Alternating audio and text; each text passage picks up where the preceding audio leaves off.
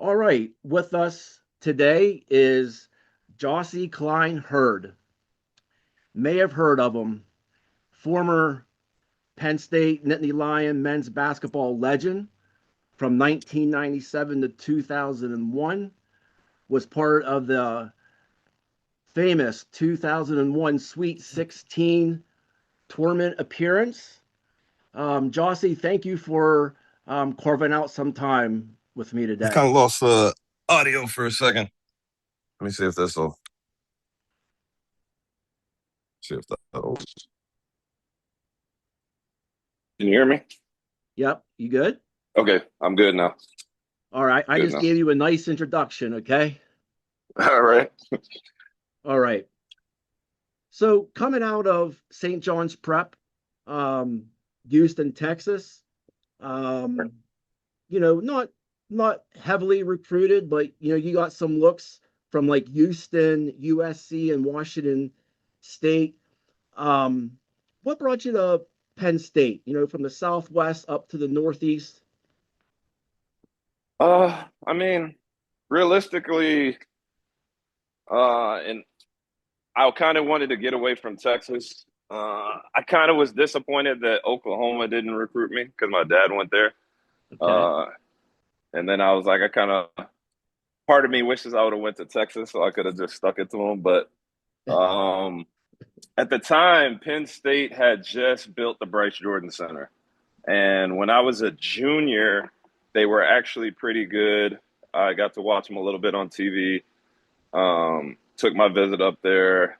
Happy Valley, of course, fell in love with the whole culture of everything, like from football and just I liked being in a place that was just kind of, I mean, in a sense, isolated, but at the same time, still just fun to be around. Like, I went to a couple parties, I went to a football game, and one of the funny things, we went to eat at the restaurant, and they actually had Cholula hot sauce, Oh and man. I was shocked by that because at the time Cholula isn't what it is now. It was very not very known. It was really pretty much in Texas, and then when they had that, I was like, oh, I guess that's a sign. Man, that's So definitely that's definitely yeah. a sign. Yeah, and then it's the Big Ten. So There you what are you go. gonna do? There you go. Um, so where did you guys cross paths in the recruiting trail? Like how did you guys? Ah, honestly, I it was so long ago. I don't even remember. Yeah, Because like back then it's way different than it is now. But it was yeah. so it was a lot of mail coming in. So I think maybe that's how it started, and then but I don't remember. I might have met a coach at a camp or something. Like I Yeah. honestly don't remember. All There was right. just a lot going on at that time, and then I I had got you. never really I wasn't really into to college football back then. So it was like Penn State. I had heard of them, but didn't really know much about it, and then you know became one of the forerunners. Yep. Well, you've had one heck of a career. Your career average is just very solid. 8.4 points, 5.3 rebounds, 1.0 assist. Um, all four of your seasons were definitely arrow up. I mean, definitely above average. From a team perspective, you'd probably agree that three of the four, were probably especially special to you. What year really stands out to you in your 4 years there? Uh, it was really my junior year.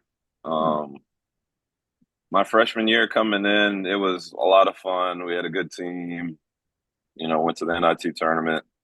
Uh, went to the finals in that actually, and Yep. then sophomore year we didn't have that good of a season. That wasn't a fun time. My sophomore year, junior year, it started off not so great, but then we ended the year, and it was just really the people that I had around me, and just like the experiences that happened, like stuff just went down. So going into my senior year is when like it's kind of like bittersweet because it kind of like came together at the end. So I kind of wish like earlier, things would have been different. But you can't erase any of those memories and what happened in our senior year. That's right. So you would take your junior year over your senior year as far as the most Uh, memorable? no, not the most memorable, but Okay, the end of my junior year was just like the pivot point. So gotcha. the senior year wouldn't have happened without that, and without the guys that were on the team, Jared Stevens, like because I was his last year, and it was just Yep. yeah. And I believe that's also between those 2 years is when you went to the Pete Newell Big Man Camp in Hawaii in between your junior and senior year. Yeah, I went there that summer.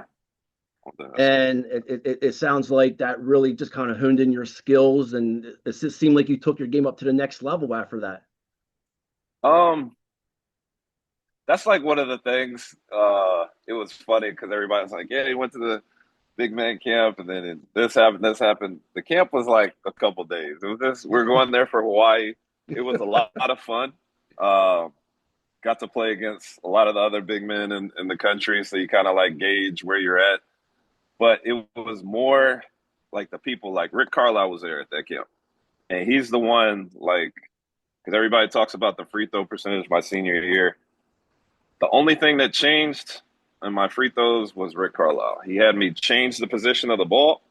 He had me take a little pause. That's where the little touch the line thing came in. Yes. And that was the only difference. Nothing changed in my mechanics outside of positioning on the ball and that. And Rick Carlisle was the one that, so I give him all the credit with that.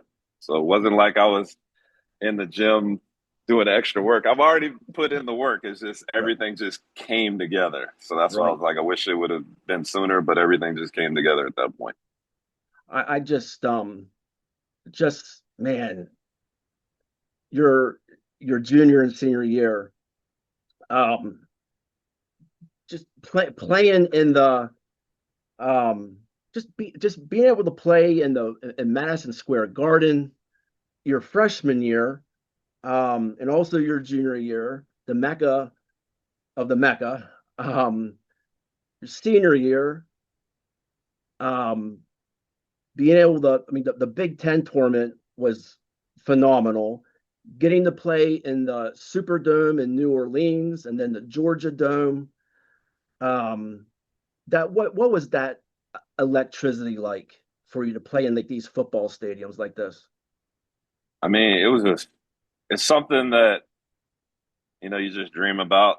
And then for it to finally happen, it was just like, it was so real at the time, but I made sure I just took advantage of every opportunity, like soaking in all the events and like the atmosphere and just like, and we had like a great team of guys that like we just fit on the court together. And when we were playing and just being down there and experiencing that, because we were in New Orleans when it was St. Patrick's Day, Uh, so like I don't remember if it was after one of our games or after one of our practices. We were going back and they were having like a little mini thing. There was a fire truck. And I just climbed on the fire truck, and we were just on the fire truck, like throwing beads and stuff. And it was just, it was just wild, man. It was wow, a lot of fun, and the fans were amazing. And then going there, and then coming back to the fans on campus, it was just, yeah, it was amazing, man. phenomenal. I mean, just your senior year. Would you say your senior year was probably the most memorable then with the Big Ten Oh, tournament? absolutely, absolutely, Oh, okay. absolutely. Because I mean, obviously you know this. You go in as a number 7 seed in the Big Ten tournament, and you knock off Michigan. And Mhm. quite honestly, Gyasi, if it wasn't for you getting that rebounding position inside number 45 and getting that air ball shot, putting it Yeah. back Well, in, really, buzzer beater really, it was thanks to Brandon because he airballed the shot. or Brandon. Yeah. All right. Thanks to Brandon. Thanks to Yeah, Brandon, you guys made absolutely. it to the Sweet 16. Absolutely. But really, it was an assist. I'm gonna give him that. It was a great assist. It was a All pass the right. whole time. All right. Very humble. Very humble. Yeah. And then having the crowd behind you, and you guys knocked off number 2 in the country, Michigan State, the next round, and that obviously propelled you. That got you to the at-large bid into the NCAA tournament. From there, knocking off Providence, where you totally outplayed their 7-2 center, Kareem Shabazz. Man, you were just, it just seemed like you were just like, I don't know if I want to use the word a late bloomer, or I mean, it just seemed like your game was just peaking at the right time, and then outplaying Brendan Hayward, the next round against North Carolina. I mean, it just like like your stock just skyrocketed, Josh. Like you stepped it up in the when the lights were brightest. Yeah, that was a lot of fun. Kareem, great player. I actually played with him, well, against him in Germany, and I knew him a little bit. Um, Really, everything, like I said, how it came together, it was a lot of that had to do with Calvin Booth. Playing against him in practice, he was one of the best shot blockers in the country and actually all time. His athleticism, like I would make it a point where he would not block my shot, and he'll tell you this, like the man would not block my shot because I just wouldn't let him. And then, Nice. but playing against him, it was just like I got comfortable, seeing him every single day, and that Yeah. helped me in those rounds. I can't say Brendan Haywood, like phenomenal athlete. He got, I think, two of my shots in the beginning of that game, and it surprised me because I thought I had him beat, but he got to him, and then after that, it changed everything up, and just remembered like some of the stuff I had to do with Calvin, and then that helped Yeah. in that game. So I'm always been playing against guys that were taller than me. Yeah, You just got to learn how to use your body.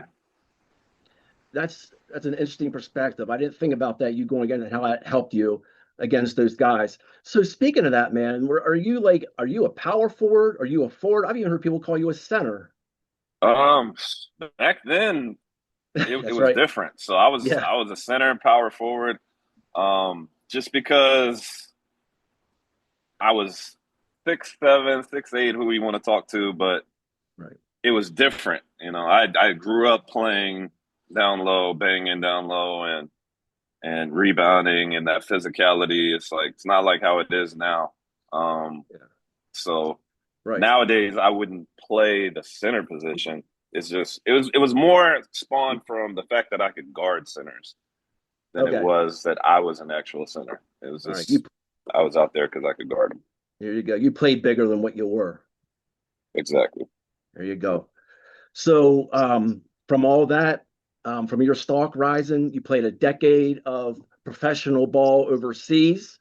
Um, I'm just curious, what was your favorite countries to play in? I loved.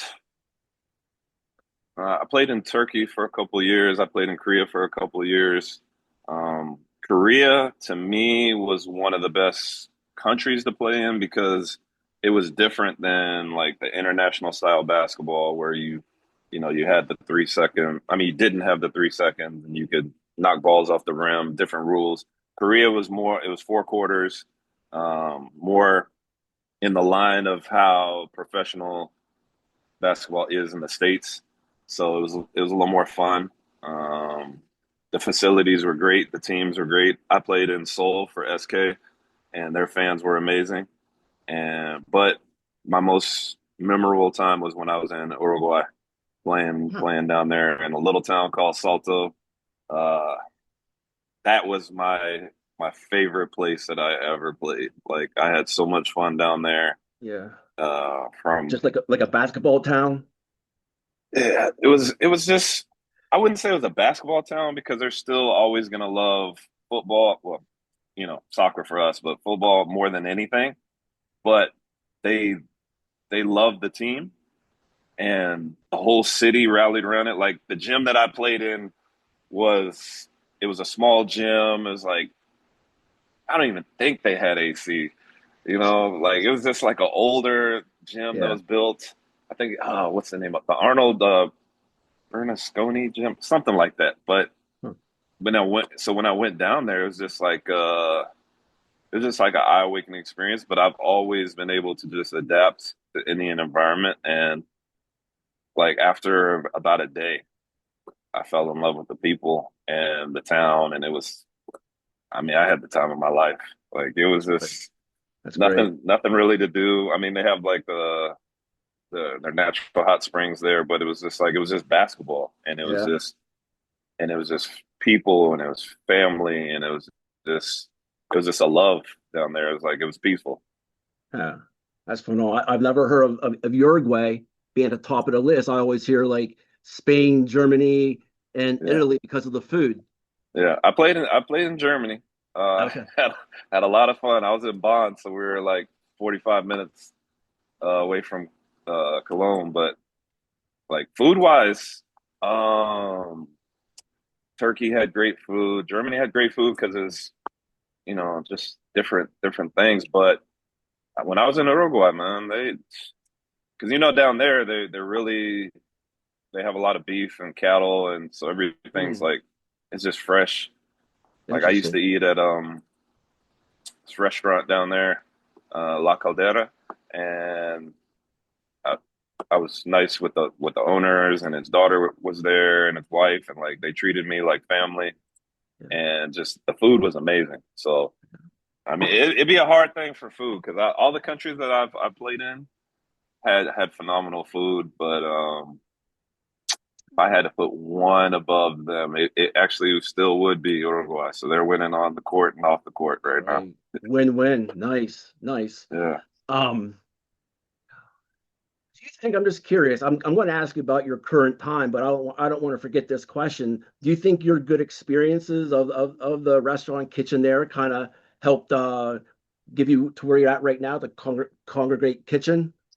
Um, in a sense, because I've always been passionate about food, even from when I was younger.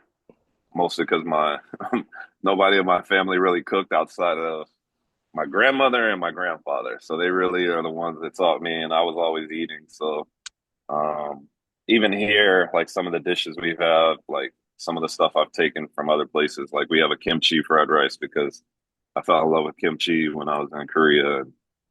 We have different things, but it's just I've always liked the challenge. So just coming back and doing something different, Yeah. that's been the key for me. What is your role there, Jossie? The manager, you oversee the employees and so I'm the forth? manager. I'm the manager. I pretty much everything at some point, Nice. like bartender, server, Nice. therapist. Yeah. Like There you go. in the beginning, I was doing some cooking, but for the past year, I haven't been in the kitchen, so that's been nice. I have great cooks. Um, I have a good staff. They keep me Yeah. on my toes, but Yeah. it's definitely a lot of work. But I'm Yeah. able to take a little bit more time for myself now, so that's like the Oh, good thing. good. I promise you, if I ever get, I've been to Houston once. If I ever get down there again, I promise you I'll go to the congregate kitchen. Yeah. There It's we nice go. out here. We got a little bit going on every day of the week. So, Fantastic. I have to ask, we have 15 minutes to go. Okay. okay. Um, so you come back to the States. You come back to the States from playing professional ball. You know, Jossie, you have that good personality. Everyone likes you. Um, now you got some deeper pockets. You got some deeper pockets now. Um, and you come back home to, well, not home in Texas, but you settle down in Trinity, Florida. Mhm. And tell me about some stuff that happened there. Yeah, I mean, it was one of those things. Like, I was the guy that just knew everybody. Um, people that went to school with me, they know I party hard, but I play hard. It's one of those things. So just doing a lot of partying. It became a situation where I was like everybody's looking at me, and then I know people, and it was just like one of those things that just escalated, and Yep. I was reckless, out of control. But with everything, it was something that taught me so much about myself and just like in people in general. Because like there Sure. was this like at the time there's this thing going around. All he's like, oh, he's this terrible person. He's this terrorist. He's got all these guns and stuff. And I was like, he's going around just doing all the crazy stuff. I was like, I did some crazy stuff, but nothing that was it's hard for me to say this because I feel like, everything that I've done like happens for a reason. But it's like So, it taught me a lot, not only about myself, but just like people. And I'm not going to get on a soapbox, but just the justice system in general. okay, Yeah, interesting. yeah, I could talk to you after about that whole thing, but Yeah, it's crazy what happened, and I'm yep. proof of the things that that the justice system can do to you. Oh, wow, But wow, hey, I'm better for it. Like I'm out here, and I have a great family, and I'm living nice. life again, and I still wouldn't trade anything for the world, man. I've been a lot of different places, done a lot of different things, so it's like Yes. when I write this book finally, it's gonna be a hell of a story. Oh man. Well, speaking of that, you do write and poetry, and you do write some books, Yeah. correct? Yeah, I'm trying to finish up this series that I was doing. It's like a crime drama. It's like a little bit about my experience, but a lot of fiction in it. Um, but my real like ideas of where I'm getting sidetracked is I want to do a sci-fi novel because I'm like a sci-fi nerd. I'm real into that, so I want to do this sci-fi novel, and it's kind of like keeping me from completing this series because it's a series of 4 books. So I'm in the third one. I'm about almost done with it. So Wow, pretty very soon, cool. hopefully, I can publish it. But it's just I like to just create things, and what better way to do it than a book? You can create your own little world. You know, Yep, yep. Phenomenal. So what's your take on do you still follow Penn State basketball? not Any really. okay. I saw him in the tournament years back. I kept track of him last year. With the record, I didn't get to see any games. I honestly don't watch any college basketball until it's March Madness. I'll be honest with you. I'm really into to college football. I'm really into the NFL.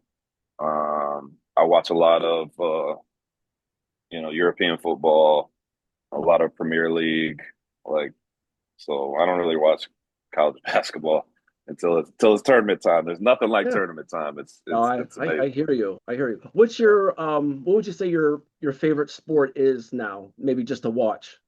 Just to watch, it's still the NFL. It's still the Okay. NFL.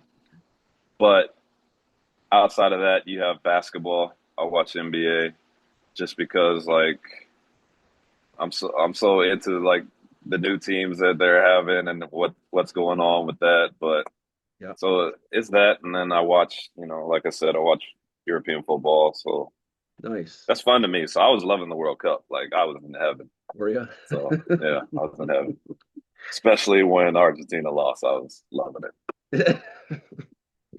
That's right. Do you are you do try to stay active? Do you play basketball, lift weights and all that? I do. I go to the gym. Mhm. So I lift weights and I do cycling classes.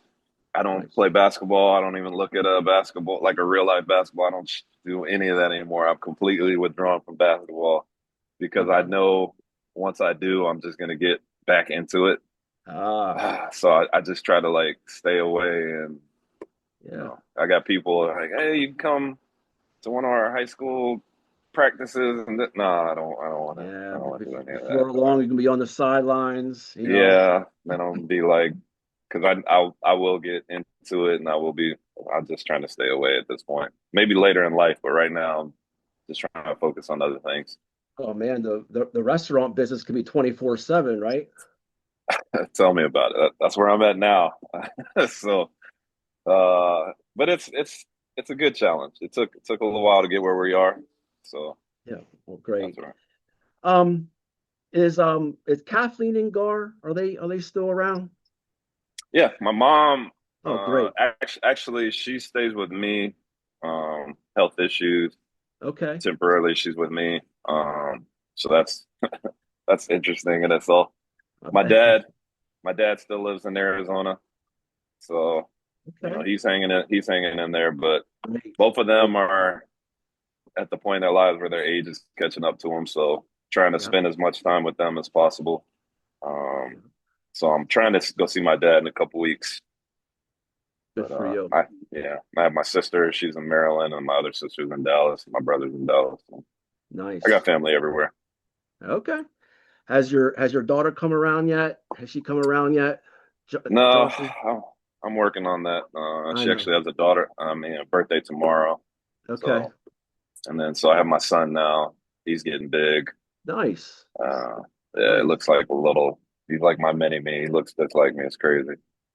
Yeah, but he's a little. He's a little. He's going through his terrible twos right now. So he's everything revolves around him, and everything Oh is yeah. his.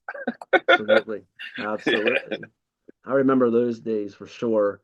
yeah, Well, Jossie, man, you're a great dude, and what a story of redemption and perseverance and just being mentally tough. And look at you now, man. Um, I just really appreciate you, and I really appreciate you carving out some time. I know you have a busy life. yeah. It's no problem, man. I'm always here to talk. I didn't. I was just apologize for not seeing the message sooner. It was like a while ago. So Oh I was yeah. like, yeah.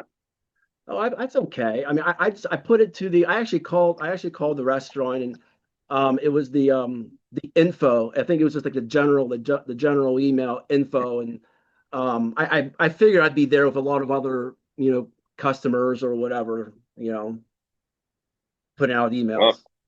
you got my email. Anytime you want to chat, talk about the tournament, man. I got stories for days about the tournament. That was fun. I'll hold you to that, brother. I'll hold you to that. Absolutely. We're in New Orleans, so what do you expect? That's We're on, right. we're on Bourbon Street. There's a lot to talk about. Yeah, Lots of beads, right? yeah, yeah. I do have to give my coaches a shout out because I definitely did not make curfew, and they didn't punish me about it. Once in a lifetime thing. Made the most of it. Absolutely. All right, man. Hey, I don't know when this. Do you mind if I use this recording in the article that I'll write? I don't know. No worries. All right, I'll put this at the bottom of the article, and as soon as it's published, I'll email you a link. Does that sound good? Sounds good. All right. Sounds like a plan. And take care. And I wish you all the best for you and your family. I appreciate you. You take care as well. All right. Thanks, Jossie. Take care. All right, you too.